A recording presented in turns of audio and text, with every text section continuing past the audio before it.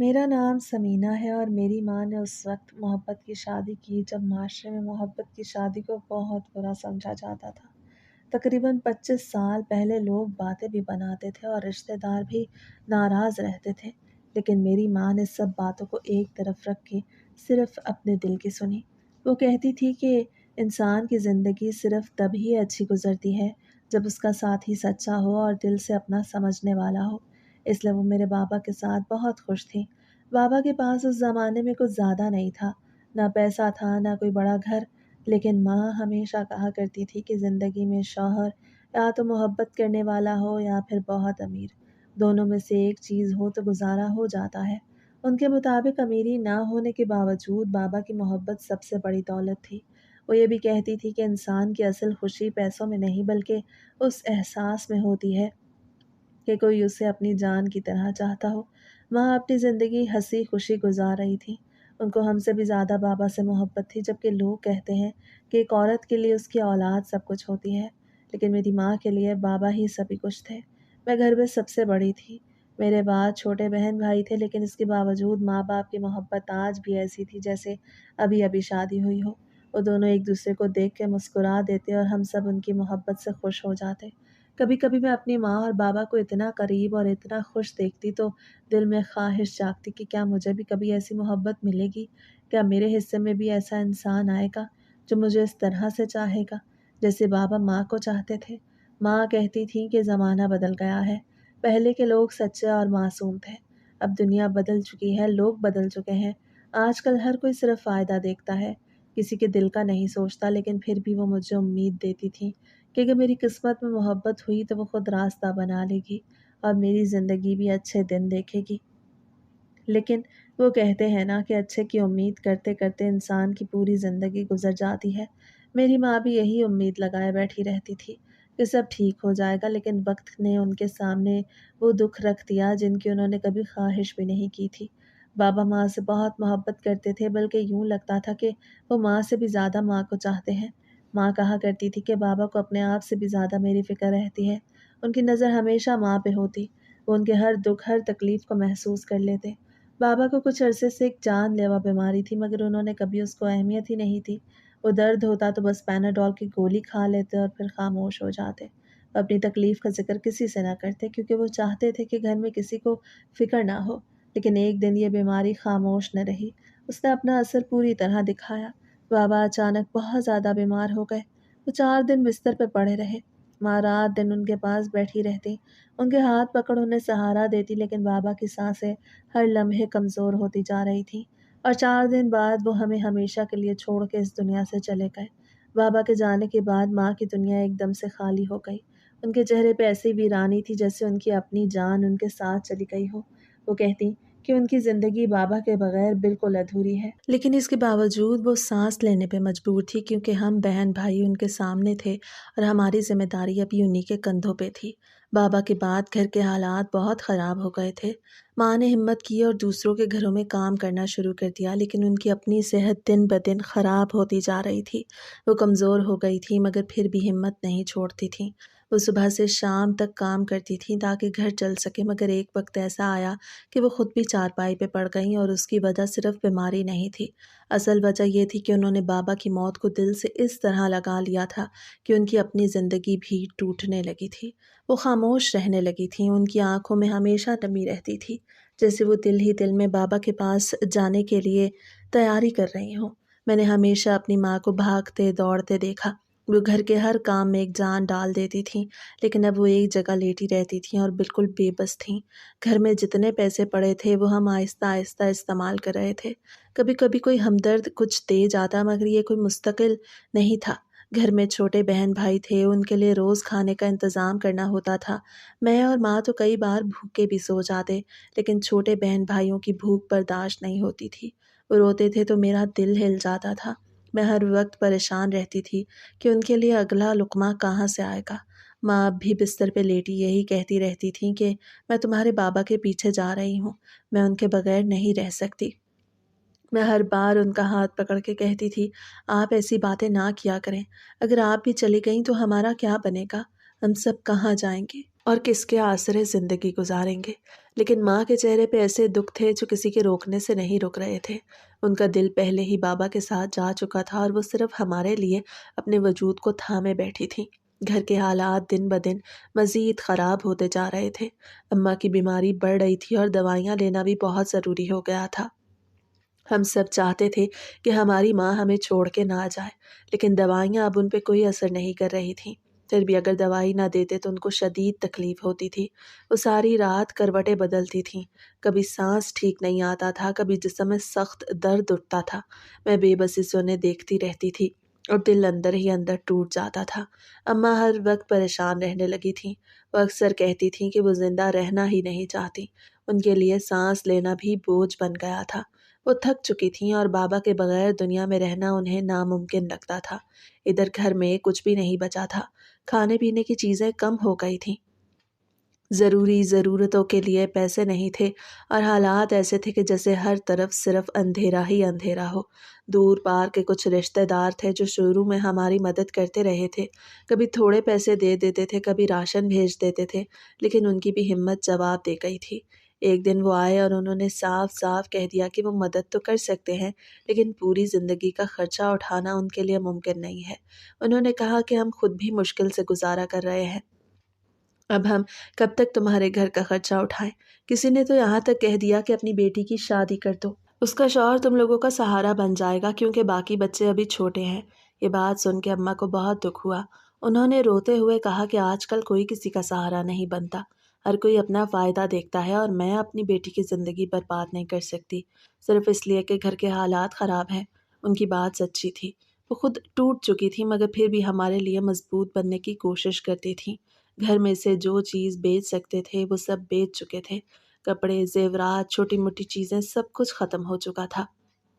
اب ہمارے پاس صرف وہ چیزیں رہ گئی تھیں جنہیں بیچنا ممکن نہیں تھا، کیونکہ اگر چارپائیاں بیچ دیتے تو پھر سونے کے لیے جگہ کہاں ہوتی، اگر پنکھا بیچ دیتے تو گرمی میں سانس لینا بھی مشکل ہو جاتا، اگر کھانا پکانے کے برتن بیچ دیتے تو پھر گھر میں کچھ بنانے کا طریقہ ہی نہ رہتا۔ اب تو گھر میں ایسا ماحول بن گیا تھا کہ لگتا تھا شاید ایک دن ہمیں بھیک مانگنی پڑ جائے۔ میں اپنے بہن بھائیوں کو دیکھتی تھی تو دل مزید ڈوب جاتا تھا۔ وہ معصوم تھے اور انہیں یہ حالات سمجھ ہی نہیں آتے تھے۔ ان کی بھوک، ان کے آنسو، ان کی معصوم باتیں، سب کچھ مجھے اندر سے توڑ رہے تھے۔ میں سوچتی تھی کہ کیا واقعی ہماری قسمت میں صرف دکھ لکھے ہیں اور ابھی نہ جانے ہمارا مزید کتنا امتحان باقی ہے۔ آج کل میں خود ہی باہر نکلنے لگی تھی، کہیں نہ کہیں سے کچھ نہ کچھ مانگنے کے لیے، کیونکہ گھر کے حالات اتنے خراب ہو چکے تھے کہ اب شرم بھی پیچھے رہ گئی تھی۔ میری ایک بہت اچھی دوست تھی۔ وہ روزانہ مجھے 1 پلیٹ سالن اور 2 روٹیاں دے دیا کرتی۔ وہ کہتی تھی کہ اس سے زیادہ نہ دے پاؤں گی، لیکن یہ روز کا وعدہ ہے۔ میں ہر روز اس کے گھر چوری چوری جاتی، کیونکہ اگر اماں کو پتہ چل جاتا تو وہ یہ سلسلہ بھی ختم کرا دیتی۔ وہ کبھی برداشت نہیں کرتی تھی کہ ان کی بیٹی کسی سے کچھ مانگے، لیکن میرا دل صرف بہن بھائیوں کے لیے نرم پڑ جاتا، اس لیے میں چپ چاپ کھانا لے آتی۔ 2 روٹیوں سے گھر کا گزارا نہیں چلتا تھا، لیکن پھر بھی میں پہلے اپنے چھوٹے بہن بھائیوں کو کھلاتی تھی، پھر امی کو دیتی تھی۔ میں ان سے ہر روز جھوٹ بولتی تھی۔ میں کہتی تھی آج میری دوست نے 5 روٹیاں دی ہیں، تم کھا لو، تمہاری طبیعت ٹھیک رہے گی۔ مجھے پتا تھا وہ فکر کرتی ہیں، اسی میں انہیں خوشی کرنے کے لیے جھوٹ بول دیتی۔ خود کچھ بچا کچا کھا لیتی تھی اور کبھی کھاتی ہی نہیں تھی، بس پانی پی کے سو جاتی تھی۔ اسی طرح وقت گزر رہا تھا۔ ایک دن میں کھانا لے کے واپس آ رہی تھی تو راستے میں سے کسی سے ٹکرا گئی۔ میرا سالن زمین پہ گر گیا۔ میری نظریں اس گری ہوئی پلیٹ پہ ہی رہ گئیں۔ میری ٹانگیں کام گئیں اور میری آنکھوں سے آنسو بہنے لگے۔ وہ شخص سوری بول کے آگے بڑھ گیا، لیکن شاید اسے میرے رونے کی آواز سنائی دے گئی، اس لیے وہ واپس پلٹ آیا۔ میں کیوں نہ روتی؟ وہ سالن میں اپنے بہن بھائیوں کے لیے لے کے جا رہی تھی۔ چھوٹے بچوں کا تو بس وہی ایک وقت کا کھانا ہوتا تھا، وہ بھی نہ ملتا تو وہ بھوکے ہی سو جاتے۔ وہ میرے پاس آیا اور کہنے لگا کہ مجھے معاف کر دیجیے، مجھ سے غلطی ہو گئی۔ میں نے سوری کہا تھا، آپ کیوں رو رہی ہیں؟ میں نے کہا کچھ نہیں۔ وہ میری عمر کا ہی لڑکا تھا، شاید اسی محلے میں رہتا تھا، کہیں دیکھا ہوا لگ رہا تھا لیکن یاد نہیں آ رہا تھا۔ وہ کہنے لگا نہیں، آپ بتائیں کیا بات ہے، آپ کے رونے کی وجہ؟ میں نے روتے ہوئے کہا کہ میں اپنے بہن بھائیوں کے لیے کھانا لے کے جا رہی تھی، ان کے پاس کھانے کو اور کچھ نہیں ہے، وہ دن میں ایک ہی دفعہ کھاتے ہیں اور وہ سالن بھی گر گیا ہے، اب میں کیا کروں؟ اس نے حیرت سے میری بات سنی اور کہا کہ آپ کے حالات اتنے برے ہیں، آپ کے ابو کیا کرتے ہیں؟ کوئی بھائی وغیرہ ہے؟ میں نے آہستہ سے جواب دیا کہ ابو دنیا سے چلے گئے، بھائی سب چھوٹے ہیں اور ماں بیمار ہے۔ وہ کچھ دیر تک خاموش رہا، پھر کہنے لگا کہ کیسے کیسے لوگ اسی محلے میں رہ رہے ہیں اور کسی کو خبر ہی نہیں ہے۔ پھر اس نے کہا کہ آپ فکر نہ کریں، میں آپ کو کھانا لے دیتا ہوں۔ میں نے فوراً انکار کر دیا۔ میں نے کہا کہ میں آپ سے کچھ نہیں لوں گی، میں تو آپ کو جانتی بھی نہیں ہوں۔ اس نے نرمی سے جواب دیا کہ مدد انسان کی انسان کرتا ہے اور میں یہ سب دل سے کر رہا ہوں۔ میری بات مان لیجئے، کچھ بولیے مت۔ میں بھی چپ ہو گئی۔ اس سے کہا کہ آپ یہاں کھڑی رہیں پلیز، کہیں مت جائیے، میں ابھی آتا ہوں۔ وہ 2-3 بار یہی بات کہتا رہا تو میں نے ہولے سے کہا کہ ٹھیک ہے۔ وہ چلا گیا اور میں ایک طرف کھڑی اپنی آنکھوں کے آنسو صاف کرتی رہی۔ کچھ دیر بعد وہ لوٹ کے آیا۔ اس کے ہاتھ میں 10 روٹیاں تھیں اور 2-3 قسم کے سالن تھے۔ ادھر قریب ہی ایک ہوٹل تھا، مجھے پتا تھا وہیں سے لایا ہے۔ میں نے حیران ہو کے کہا کہ میں یہ سب کچھ نہیں لے سکتی۔ اس نے مسکرا کے کہا کہ لے لیں گے، آپ کے گھر کے لیے ہے۔ ویسے میرا نام ارشد ہے، آپ کا کیا نام ہے؟ میں نے ہچکچاتے ہوئے کہا میرا نام سمینہ ہے۔ اس نے کہا وہ بڑی مسجد ہے نا، اس کے سامنے میرا گھر ہے، اگر کسی اور چیز کی ضرورت ہو تو مجھے بتا دیجیے گا۔ میں نے صرف اتنا کہا کہ ٹھیک ہے، لیکن میرے دل میں یہی تھا کہ میں اس سے دوبارہ کبھی کچھ نہیں مانگوں گی، کیونکہ دنیا میں ہر کوئی مدد کے نام پہ کچھ نہ کچھ امید ضرور رکھتا ہے۔ لیکن اس دن ارشد نے صرف خلوص دکھایا تھا۔ جب میں گھر پہنچی تو پہلی بار گھر میں خوشی کا سا ماحول تھا۔ میں نے خود بھی کھانا کھایا، میرے بہن بھائیوں نے بھی اور امی نے بھی، سب نے دل بھر کے کھایا۔ چھوٹے بہن بھائی تو بھرا ہوا پیٹ لے کے فوراً سو گئے۔ امی کا چہرہ بھی آج پرسکون تھا اور آج میرا پیٹ بھی بھر گیا تھا۔ میں خوش تھی۔ میں نے دل ہی دل میں اللہ کا شکر ادا کیا کہ کسی نے تو ہماری مدد کی، اور نہ جانے کیوں میں بار بار ارشد کے بارے میں سوچ رہی تھی۔ اس کا خیال میرے دل و دماغ سے نکل ہی نہیں رہا تھا، جیسے اس کی مدد نے میرے اندر امید کی کوئی نئی کرن جگا دی ہو۔ شاید مجھے اس سے محبت ہو گئی تھی، کیونکہ اتنی بڑی مصیبت میں وہ پہلا مرد تھا جس نے میری اور میرے گھر والوں کی مدد کی تھی۔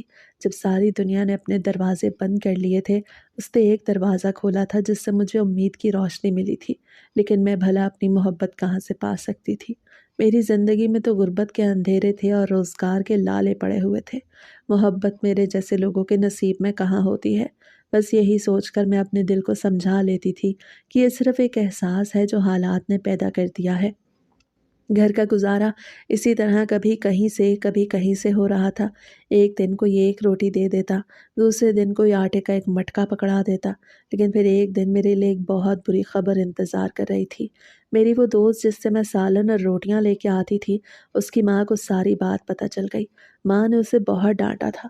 ظاہر ہے وہ لوگ بھی کون سے امیر تھے، ان کے حالات بھی بس تھوڑے بہتر تھے۔ میری دوست کی ماں غصے میں کہہ رہی تھی کہ خود 2 وقت کی روٹی نہیں پوری ہوتی اور یہ گھر سے چوری کر کے سالن روٹیاں باہر دے رہی ہے۔ مجھے یہ سن کے دھچکا لگا۔ میں تو سمجھتی تھی کہ وہ میرے لیے کہیں سے مانگ لیتی ہے، میں نہیں جانتی تھی کہ وہ گھر سے چوری کر کے مجھے کھانا دیتی رہی ہے۔ مجھے اپنے آپ سے شرم آنے لگی۔ میری دوست نے آگے کہا کہ اب وہ مزید کچھ نہیں کر سکتی کیونکہ اس کی ماں اس پہ نظر رکھے گی۔ وہ روتے ہوئے معذرت کرنے لگی۔ میں نے اسے کہا کہ تم پہلے ہی بہت کر چکی ہو، تم نے جتنا کیا کسی نے ہمارے لیے اتنا نہیں کیا۔ لیکن دل کے اندر ایک خوف بیٹھ گیا، کیونکہ یہ وہ واحد سہارا تھا جہاں سے کم از کم ایک وقت کا کھانا تو مل جاتا تھا۔ اب میں بہت پریشان تھی کیونکہ گھر میں بیچنے کے لیے بھی کچھ نہیں بچا تھا۔ میں ہر طرف سے خالی ہاتھ کر چکی تھی اور اب میرے ذہن میں ایک ہی خیال آ رہا تھا کہ شاید مجھے ارشد کے پاس جانا پڑے گا۔ لیکن اس خیال سے ہی میں شرمندہ ہو جاتی تھی کہ میں اس سے جا کے کیا مانگوں۔ وہ کون سا کسی امیر گھرانے کا لڑکا تھا، وہ بھی اسی محلے میں رہتا تھا جہاں سب غریب رہتے تھے، اور میں کس منہ سے اس کے پاس جاتی؟ وہ کیا سوچتا کہ اتنی ڈھیٹ لڑکی ہے، ایک بار مدد لے کے دوسری بار بھی آ گئی۔ ہو سکتا ہے اس نے صرف تکلف میں کہا ہو کہ اگر ضرورت ہو تو بتا دینا۔ اس کا یہ مطلب تو نہیں کہ اگر کسی نے انگلی پکڑائی ہے تو آپ اس کا بازو ہی پکڑ لیں۔ میں بار بار یہی سوچتی تھی کہ کہیں میں غلط تو نہیں کر رہی، لیکن حالات ایسے تھے کہ سوچنے کی مہلت بھی نہیں تھی اور راستہ بھی کوئی نظر نہیں آ رہا تھا۔ آج کل میرے چھوٹے بہن بھائی میری ہر بات مان رہے تھے۔ ان کو کھانے کو کم ملتا تھا، پہلے کی طرح کے حالات نہیں تھے، لیکن وہ پھر بھی میرے ساتھ گزارا کر رہے تھے۔ لیکن ان کا صبر بھی جواب دے گیا اور وہ بار بار پوچھنے لگے کہ ہمیں اچھا کھانا کیوں نہیں ملتا۔ ہم لوگ اسکول کیوں نہیں جا رہے؟ یا ہم کبھی اسکول نہیں جائیں گے؟ ہم نے کیوں پھٹے ہوئے کپڑے پہنے؟ کیا ہم غریب ہو گئے؟ میں ہی جانتی ہوں کہ میرے دل پہ کیا گزری۔ ماں کی بھی حالت بہت خراب تھی۔ کھانا تو اپنی جگہ، اب ان کی دوائی بھی ختم ہو گئی تھی، اور ان کی دوائی کم سے کم بھی 1500 کی تھی۔ میں کیا کرتی؟ میں بڑی پریشان تھی۔ میں گھر سے تو یہ کہہ کے نکلی تھی کہ میں کچھ لینے جا رہی ہوں، مگر حقیقت یہ تھی کہ میں بس تھوڑی دیر کے لیے سانس لینے باہر نکلی تھی۔ میرے دل کا بوجھ اتنا بڑھ گیا تھا کہ مجھے لگ رہا تھا جیسے گھر کی دیواریں مجھ پہ گر رہی ہوں۔ میں نہیں چاہتی تھی کہ میرے بہن بھائی میری آنکھوں میں وہ بے بسی دیکھیں جو مجھے اندر سے توڑ رہی تھی۔ میں شدید پریشان تھی کیونکہ وہ بار بار پوچھتے تھے کہ ہمیں اچھا کھانا کیوں نہیں ملتا، ہم لوگ اسکول کیوں نہیں جا رہے، ہم نے پھٹے ہوئے کپڑے کیوں پہنے ہیں، کیا ہم غریب ہو گئے ہیں؟ اور میں جواب دینے کے قابل ہی نہیں رہتی تھی۔ ماں کی حالت بھی بہت خراب تھی۔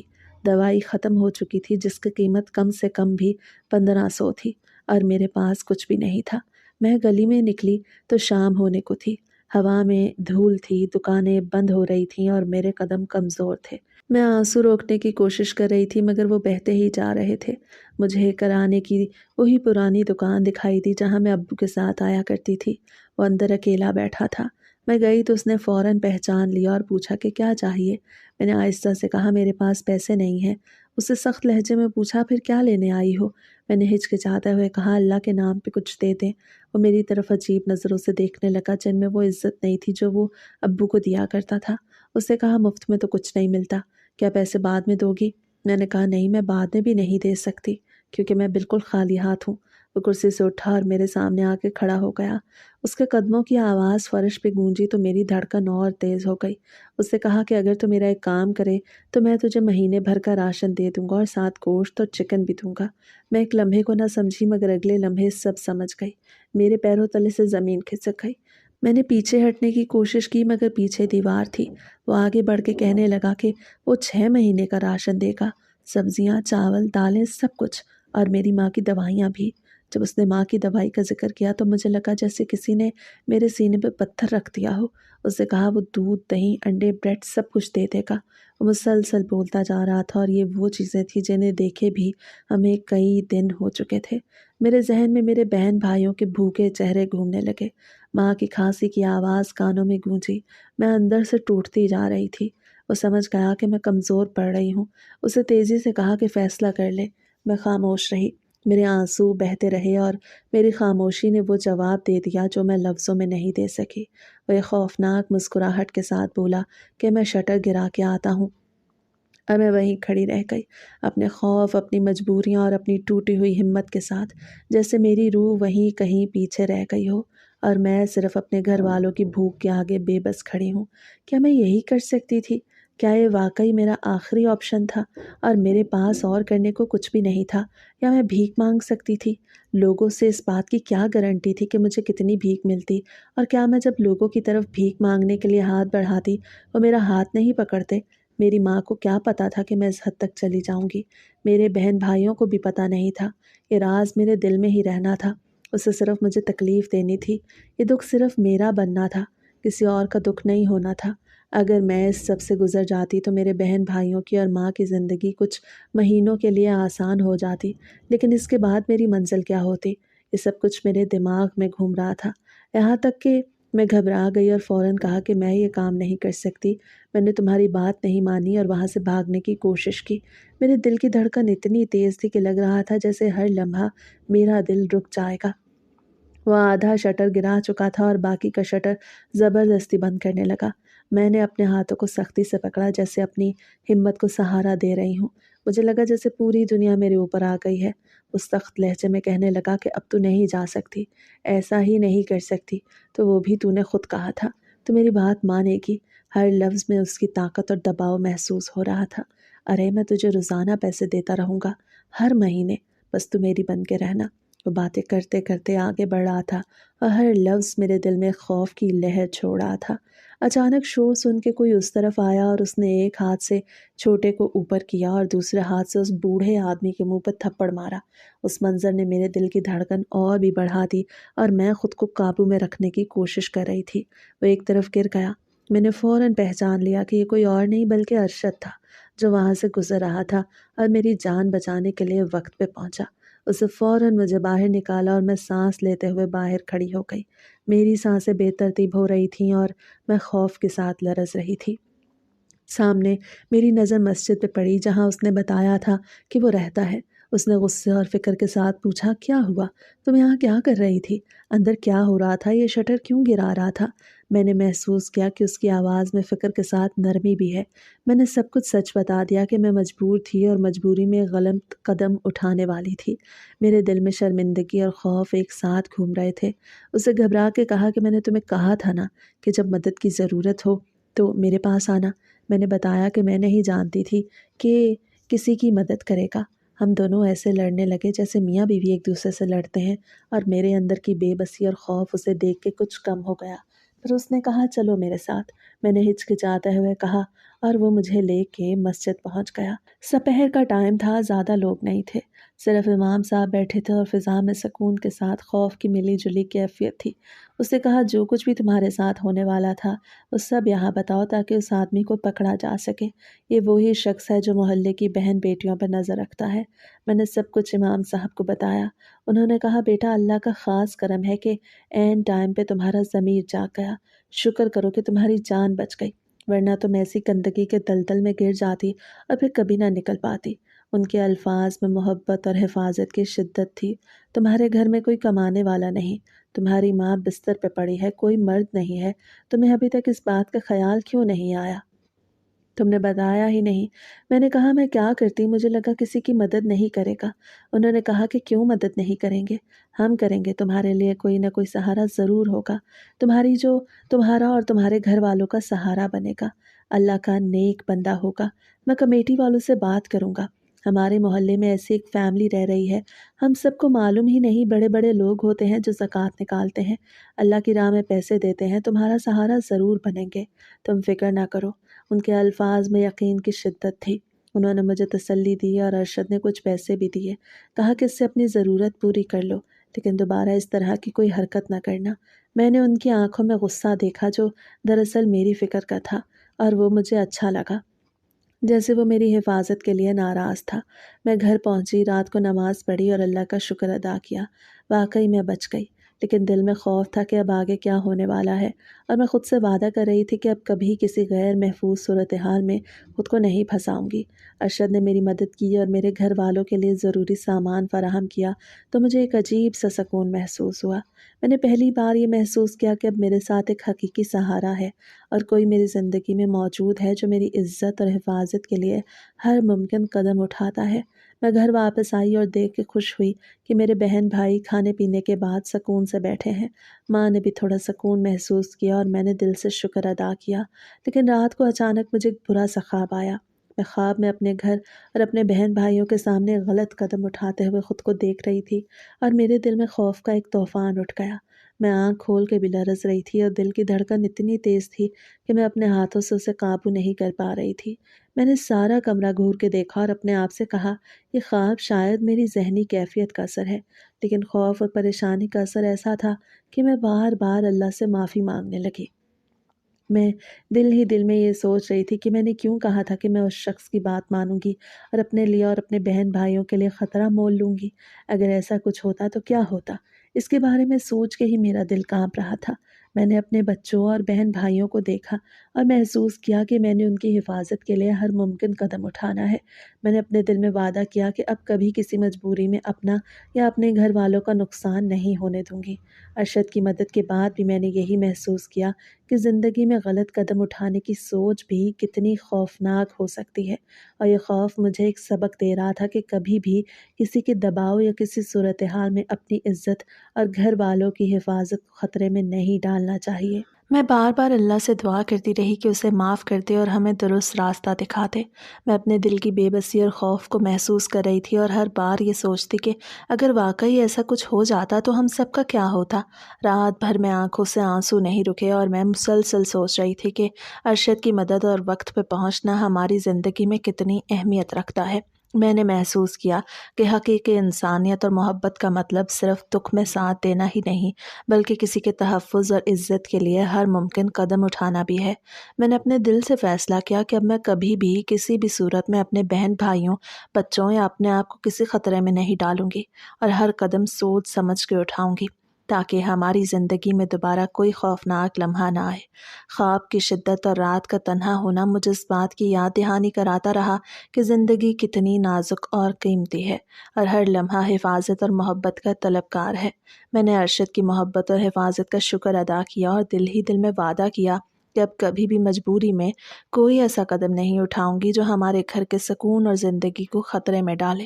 اس خواب نے مجھے یہ سمجھایا کہ خوف اور اضطراب کی کیفیت میں عقل اور دل کا توازن رکھنا کتنا ضروری ہے، اور حقیقی حفاظت اور محبت کی اہمیت کیا ہے۔ پتہ نہیں قسمت کو کیا منظور تھا، اگلے دن صبح صبح میری ماں اس دنیا سے چلی گئی۔ وہ دن میرے لیے سب سے زیادہ برا اور سنسان دن تھا۔ میرے دل میں خالی پن اور دکھ کی گہرائی اتنی تھی کہ لگ رہا تھا جیسے میری پوری دنیا ہی ختم ہو گئی ہو۔ سبھی محلے والے اکٹھے ہو گئے اور ہر ایک نے اپنا ہاتھ بڑھایا۔ کفن دفن کا انتظام کیا گیا، ہر طرف خاموشی اور رونے کی آوازیں تھیں۔ ارشد بھی وہاں موجود تھا اور میں نے اسے پہلی بار ماں کی موت کے اتنے قریب دیکھا۔ ایک عورت نے ارشد کے بارے میں بتایا کہ یہ ارشد بڑا اچھا لڑکا ہے، اس کے ماں باپ اس دنیا میں بھی نہیں ہیں، اکیلا ہی رہتا ہے بیچارہ، لیکن سب کی مدد کرتا ہے۔ میں اتنے دکھ میں تھی کہ یہ بات دل کو کچھ سکون دینے کے مترادف تھی۔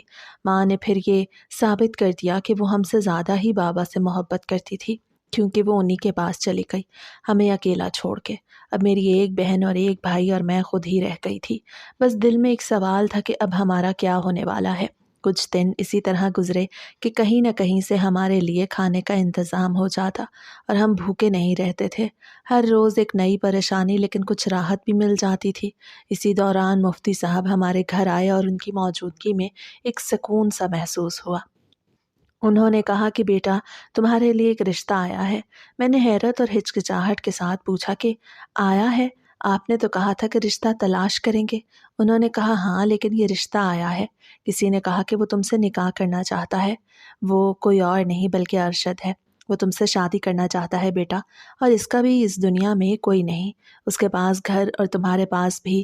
تم لوگ طے کر لینا کہ جس گھر میں رہنا ہے، وہ تمہارے بہن بھائیوں کو اور تمہیں سہارا ضرور مل جائے گا۔ میں یہ سن کے چپ ہو گئی اور دل میں عجیب سا سکون اور خوف دونوں ایک ساتھ محسوس ہو رہے تھے۔ میں نے خاموشی سے ہاں کہنے دی اور مفتی صاحب نے کہا کہ پھر کسی جمعے کو ہم آپ لوگوں کے ساتھ نکاح پڑھا دیں گے۔ اس کے بعد آپ اپنی زندگی ایک ساتھ گزار سکتے ہو۔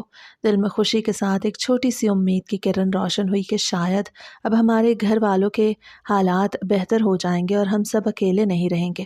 ہماری شادی بڑی سادگی سے ہوئی، نہ کسی بڑے تہوار کی ضرورت تھی، نہ کسی رنگین لباس یا مہنگے انتظام کی۔ بس ہم دونوں نے ایک دوسرے کی آنکھوں میں اپنے جذبات اور اعتماد کو دیکھا اور دل کی گہرائی سے ہاں کہہ دی۔ مفتی صاحب نے رسمی تقریبات پوری کی اور ہم ایک دوسرے کے ساتھ زندگی گزارنے کے لیے تیار ہو گئے۔ یہ لمحہ میرے لیے نہایت خوشی اور سکون کا تھا۔ دل میں خوف اور پریشانی کے بعد پہلی مرتبہ میں نے محسوس کیا کہ شاید زندگی واقعی بدل سکتی ہے اور ہمارے لیے نئی روشنی کی کرن پیدا ہوئی ہے۔ شادی کے بعد ہم ارشد کے گھر منتقل ہو گئے۔ وہاں ہر چیز کا انتظام پہلے سے موجود تھا، کوئی کمی نہیں تھی۔ گھر میں سکون اور اطمینان کی فضا تھی اور ہر طرف روشنی اور صفائی کا ماحول تھا۔ اب لوگ مجھے عزت کی نظر سے دیکھنے لگے۔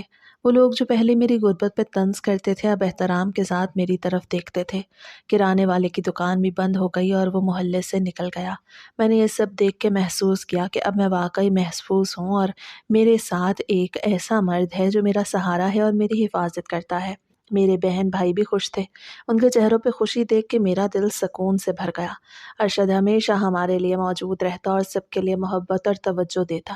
اس کی توجہ اور خیال نے میرے دل میں اعتماد پیدا کیا کہ اب ہم سب کے لیے زندگی میں سکون اور خوشی ہے۔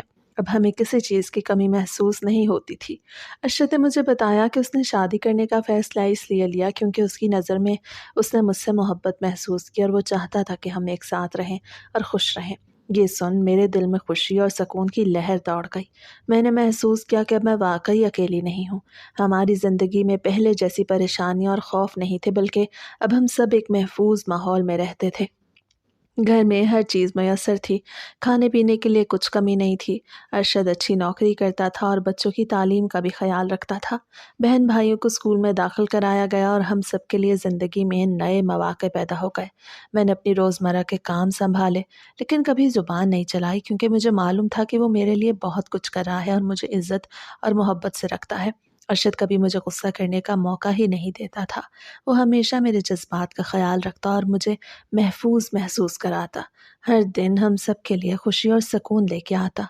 मैंने देखा कि अब मेरे बहन भाई भी खुश हैं और हर दिन उनके चेहरे पे सुकून और खुशी देख सकती हूँ। घर में हर कमरा रोशनी और खुशबू से भर गया और हम सब की ज़िंदगी में अमन और मोहब्बत की फ़िज़ा कायम हो गई। मैंने दिल की गहराइयों से शुक्र अदा किया कि अब हमारी ज़िंदगी में मोहब्बत, इज़्ज़त और खुशी और सुकून है। हम सब एक दूसरे के सहारा हैं और हर नई उम्मीद के साथ जीते हैं। अरशद के साथ रहकर मैंने ये सीखा कि ज़िंदगी में मुश्किल हालात के बाद भी मोहब्बत और एतमाद सब कुछ बदल सकते हैं। हम सब अब एक साथ हैं और हर लम्हा खुशी और सुकून से भरा है। वक्त गुजरता गया और हमारी ज़िंदगी में सुकून और खुशी मुस्तकिल हो गई थी। हर दिन एक नए मौके और उम्मीद के साथ शुरू होता। मेरे बहन भाई बड़े हो गए और तालीम में नुमाया होने लगे। उनकी मेहनत, कामयाबियाँ और हर छोटा बड़ा लम्हा देख के मेरे दिल में फ़ख्र और सुकून का एहसास पैदा होता। अरशद हर कदम पे हमारा साथ देता और कभी भी हमारी हौसला शिकनी नहीं होने देता था। हमने एक दूसरे का हाथ पकड़ के हर मुश्किल वक्त का सामना किया और एक दूसरे के लिए मजबूत सहारा बने रहे। मैंने अपने बहन भाइयों की तरबियत और तालीम पे तवज्जो दी और हर छोटे से छोटे काम में अरशद की मदद और रहनुमाई हासिल की। हम सब ने मिल के अपनी ज़िंदगी में नज़्म, मोहब्बत और अमन कायम किया। वक्त के साथ मेरी ज़िंदगी में नई खुशियाँ भी आईं। मैं और अरशद के 2 बेटे पैदा हुए और उनके साथ हमारी ज़िंदगी में खुशियों की रोशनी दुगनी हो गई। हर दिन उनकी मुस्कुराहट, उनकी मासूम बातें, उनके छोटे-छोटे कारनामे हमें ज़िंदगी की हकीकी खुशी और सुकून का एहसास दिलाते थे। मैंने महसूस किया कि बच्चों की तरबियत और उनके रोशन मुस्तकबिल के लिए मोहब्बत, सब्र और एक दूसरे की मदद ज़रूरी है। अरशद ने ना सिर्फ मुझे बल्कि बच्चों और मेरे बहन भाइयों का भी भरपूर ख्याल रखा। हर कदम पे हमारा सहारा बना और हमारी ज़िंदगी को खुशियों से भर दिया। घर में हर चीज़ मुतवाज़न और मुनज़्ज़म हो गई थी। खाने पीने के इंतज़ामात, तालीम, रोज़मर्रा के काम और मोहब्बत का तवाज़ुन बरकरार था। हम सब एक दूसरे के लिए वक्त निकालते और हर छोटी खुशी को महसूस करते। अरशद हमेशा हमारे जज्बात और ज़रूरियात को तरजीह देता। मैंने महसूस किया कि उसकी मोहब्बत सिर्फ़ अल्फाज तक महदूद नहीं, बल्कि उसकी हर हरकत और हर फ़ैसला हमारे सुकून और खुशी के लिए होता है। हम सब ने ज़िंदगी के हर लम्हे को कदरदानी और शुक्र के साथ गुजारना सीखा। आज मुझे हकीकत में समझ आ गया कि मेरी माँ मेरे बाबा से ज़्यादा मोहब्बत क्यों करती थी। वो हमेशा अपने दिल की मुकम्मल मोहब्बत अपने शौहर के लिए रखती थी। ये मोहब्बत सिर्फ़ जज्बात की नहीं, बल्कि एहतराम, कुर्बानी और एतमाद की बुनियाद पर कायम थी। मैंने अपनी ज़िंदगी में देखा कि अगर शौहर मोहब्बत, एहतराम और हिफाजत के काबिल हो, जैसे मेरे बाबा और अरशद थे, तो औरत के लिए इससे मोहब्बत करना लाज़मी और फ़ितरी है। ये मोहब्बत सिर्फ़ रिश्ता नहीं, बल्कि एक ज़िंदगी भर का सहारा, एतमाद और सुकून है।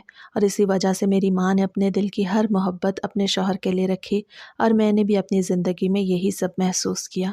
मैंने अपने शौहर के लिए दिल से मोहब्बत की और उसकी हर कुर्बानी और मेहनत को दिल से कदर दी। और ये एहसास हुआ कि ज़िंदगी में हकीकी मोहब्बत वही है जो इज़्ज़त, तहफ़्फ़ुज़ और खुशी के साथ जुड़ी हो।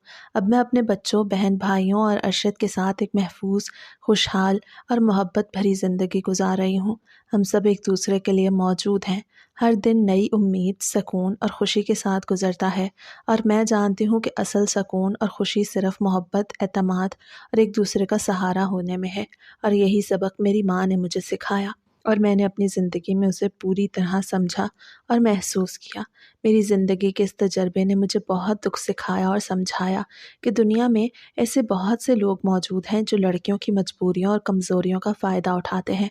वो अपनी ताकत, शरारत और बेहयाई के ज़रिए बेबस लड़कियों को अपने जाल में फंसाते हैं और अक्सर लड़कियां इस जाल में फंस जाती हैं, क्योंकि उनके पास ना तो सहारा होता है, ना ही मदद हासिल करने का कोई रास्ता होता है।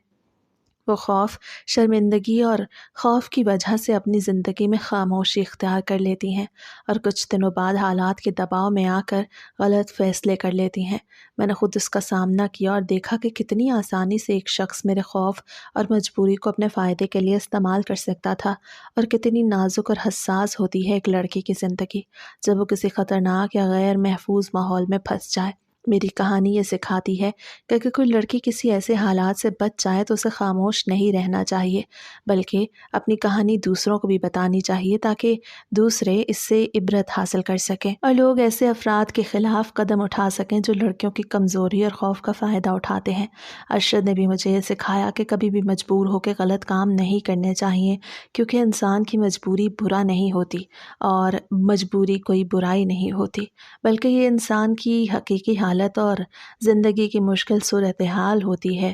میں نے محسوس کیا کہ جب انسان مجبوری میں ہو تو وہ ہر حال میں اپنے اندر کے اخلاق اور اصول کو برقرار رکھ سکتا ہے، اور اگر وہ صحیح رہنمائی اور سہارا حاصل کرے تو وہ کسی بھی خطرے یا دباؤ میں اپنے آپ کو بچا سکتا ہے۔ ارشد کی محبت، حفاظت اور سمجھداری نے مجھے یہ سکھایا کہ غلط راستے کا انتخاب کرنے کی ضرورت کبھی نہیں ہوتی، اور اگر ہم اپنے دل اور دماغ کی سنیں تو ہر مشکل حل ہو جاتی ہے۔ میں نے اپنی زندگی میں یہ بھی سیکھا کہ عورت صرف محبت اور اعتماد کی بنیاد پہ محفوظ اور مضبوط بن سکتی ہے، اور اس کی زندگی میں مضبوطی اور عزت کا تعلق اس کے فیصلوں، اس کی ہمت اور اس کے گرد موجود مثبت ماحول سے ہوتا ہے۔ ارشد نے ہمیشہ میرا حوصلہ بڑھایا اور میری حفاظت کی، اور میں نے اس کی محبت، قربانی اور حوصلہ افزائی سے اپنے آپ کو محفوظ، مضبوط اور خود مختار بنایا۔ میں نے اپنے گھر والوں، بچوں اور بہن بھائیوں کے لیے اپنے آپ کو ذمہ دار اور محفوظ رکھا، اور اپنی زندگی میں ہر قدم سوچ سمجھ کے اٹھایا۔ یہ سبق صرف میری نہیں بلکہ ہر لڑکی کے لیے ہے کہ اپنی زندگی میں محتاط رہیں، کسی کے دباؤ یا خوف میں آ کے اپنی عزت اور مستقبل کو خطرے میں نہ ڈالیں۔ ہمیشہ اپنے دل، دماغ اور عقل مندی کی سنیں۔ اگر کسی نے آپ کی مدد کی ہے تو اس کا شکر ادا کریں، اور اگر کوئی خطرہ ہے تو فوراً اسے روکنے اور مدد لینے کی کوشش کریں۔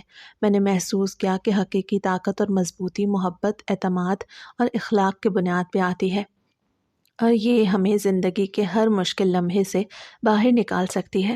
آخر میں کہنا چاہوں گی کہ ہر لڑکی کو یہ سمجھنا چاہیے کہ مجبوری اور خوف میں کوئی برائی نہیں ہوتی، اور کبھی بھی اس کا مطلب یہ نہیں کہ ہم غلط راستے کا انتخاب کریں، بلکہ ہر وقت محتاط، ہوشیار اور ہمت والا رہیں۔ اگر کوئی آپ کی مدد کرے تو اسے قبول کریں اور اپنی حفاظت اور عزت کو کبھی خطرے میں نہ ڈالیں۔ اس طرح ہم اپنی زندگی میں مضبوط اور محفوظ رہ سکتی ہیں اور اپنے آس پاس کے لوگوں کو بھی مثال بنا سکتی ہیں۔ اور میں خوش ہوں کہ ارشد نے مجھے یہ سب کچھ سکھایا۔ اس کے ساتھ رہ کے میں ایک مضبوط عورت بن گئی، اور آج میں اپنی زندگی میں ہر مشکل کا مقابلہ کر سکتی ہوں اور اپنے بچوں، بہن بھائیوں اور خاندان کے لیے سکون اور خوشی کا ماحول قائم رکھ سکتی ہوں۔